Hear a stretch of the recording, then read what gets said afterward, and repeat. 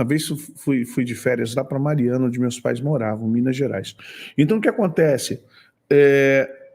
Eu fui levar minha família para ver meus pais, na época eu fui pregar, fazer missões, e meu carro a 40 por hora, 40, assim, acho que é 40, 30 por hora, descendo. Tinha um Astra daquele antigo, né, hatch, lá nos anos 90, e o meu carro com a pista seca rodou, girou, fez quase 360. Eu me lembro que meu filho Jefferson, mais velho, começou a gritar igual o Baby: de novo, legal, pai, maneiro, pai, pô, faz de novo. Eu falei: fiz nada, eu só freiei num quebra-mola. Descendo, fui frear no quebra-mola e o carro virou. Quase um 360, fez uns 108, quase 200, virou, que eu fiquei com a ponta pro lado de lá. Eu vinha para cá, o carro fez isso, fiquei com o bico para lá.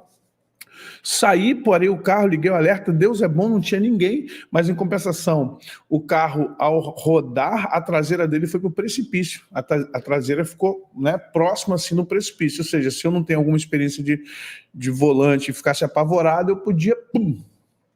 Ok. Quando eu olhei, eu falei: cara, deve ter alguma poça de óleo, algum caminhão, muito caminhão de minério. Eu falei assim: algum caminhão aqui deixou óleo vazando, eu tenho até que tomar cuidado. A minha cabeça, né, a gente quando é voluntário é horrível, né? Eu já querendo pegar terra, areia, jogar no solo, para tentar...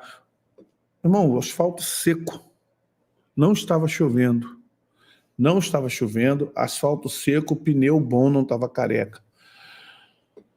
Aquela semana lá em Mariana foi horrível.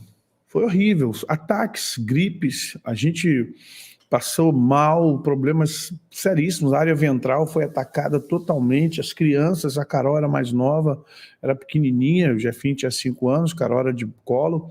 Carol se queimou, puxou o leite, caiu em cima dela, caiu na perninha dela, né, deu bolha. Gente, só Jesus.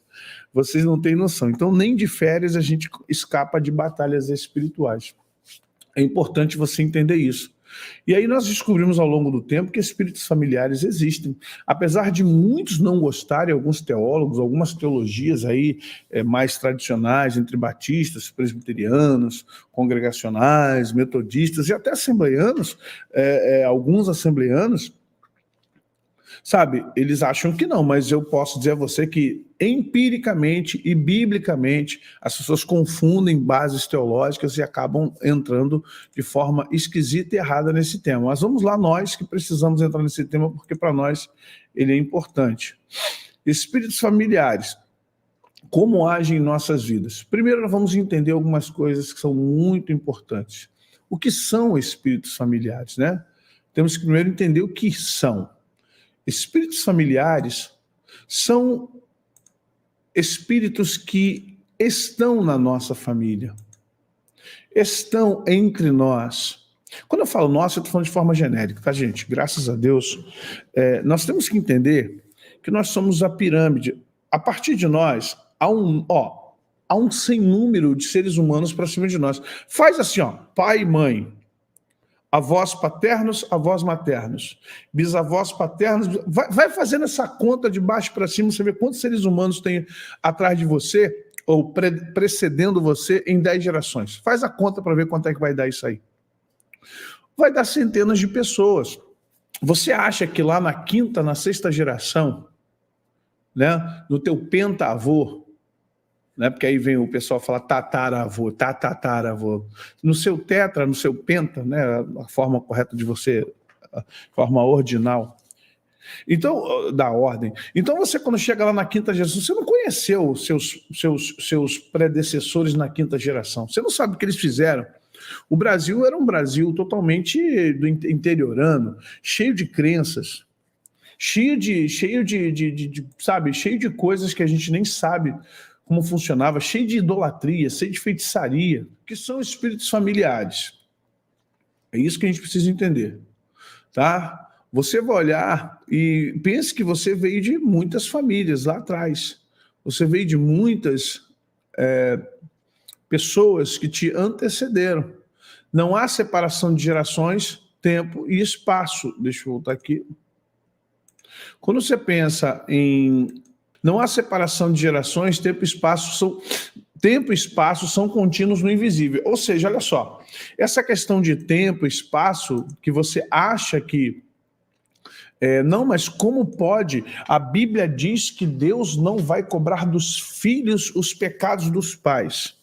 Gente, o que é estudar a Bíblia? Estudar a Bíblia é fazer perguntas. Aliás, todas as matérias que você for estudar, e quando você não entendeu o conceito, faça a pergunta ao enunciado. Faça uma pergunta ao que você está lendo. Primeira coisa que você tem que perguntar: quem não cobra dos filhos os pecados dos pais? Quem disse que não cobraria nos filhos? É isso aí, Meire. Isso aí. Mexe com isso, não. Não mexe não, que você vai buscar. Gente, olha só, a psique humana é algo muito complicado.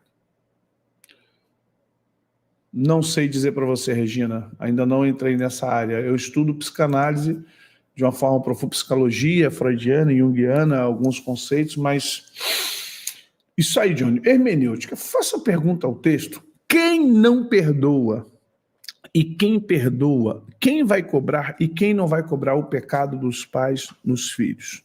Deus. A Bíblia não diz: o diabo não cobrará dos filhos os pactos dos pais. Você já tem esse texto na Bíblia? Há esse texto na Bíblia? E o diabo não cobrará dos filhos os pecados dos pais. Com Cid Moreira, de fundo, musiquinha assim, legal. Você tem esse texto? Não. Não tem esse texto na Bíblia. Deus não cobra, mas o diabo cobra. Entenda, espíritos malignos, eles dependem da humanidade, eles dependem do ser humano. Eles dependem da vivência com o ser humano. Então, vamos entender uma coisa. A resenha de hoje, de quinta, vamos falar sobre isso. Vamos bater sobre a questão maldições hereditárias, heranças espirituais, porque abrange todas as áreas, né?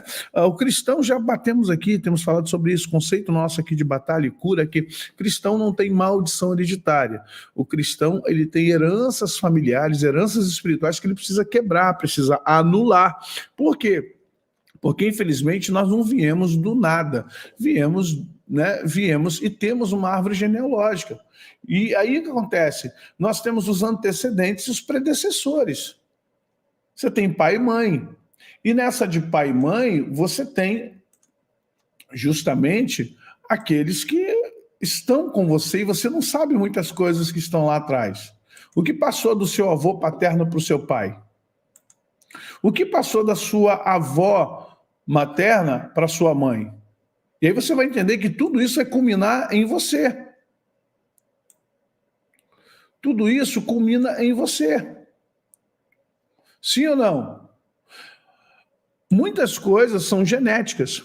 E há uma situação que eu estou estudando, não tem ainda como... Não adianta eu... Algumas coisas carecem de prova e melhor estudo, e melhor compreensão. E algumas coisas para mim têm sido novidade com a tecnologia. Como a Bíblia é poderosa. E eu fico assim estupefato, e algumas coisas eu não posso falar aqui, porque como é uma resenha, está aberto para todos ouvirem, verem, julgarem, e sem talvez esperar a gente explicar ou falar de forma correta, até mesmo nos massacrarem. Mas eu estou chegando a uma conclusão através de estudos científicos, bíblicos, metafísicos, e até mesmo com o auxílio de alguns médicos, que é claro, eles não vão entrar na minha, porque a minha é uma área espiritual, de batalha espiritual, no contexto profético, e nenhum deles vai bancar as minhas teses, mas vão me ajudar muito. O que acontece conosco, e eu vou dizer uma coisa para vocês, viu? Se Jesus não salva a humanidade, nós esquecemos, a gente para de falar sobre uma questão interessante. Lá atrás, Adão, Eva, nós temos duas gerações. A geração de Caim e a geração de Abel. Mas Abel não teve geração. Por quê? Abel, a Bíblia não diz que Abel fora casado, muito pelo contrário. A Bíblia vai mostrar a geração de Caim. A geração de Abel foi substituída por Sete, né? Um que veio substituir Abel.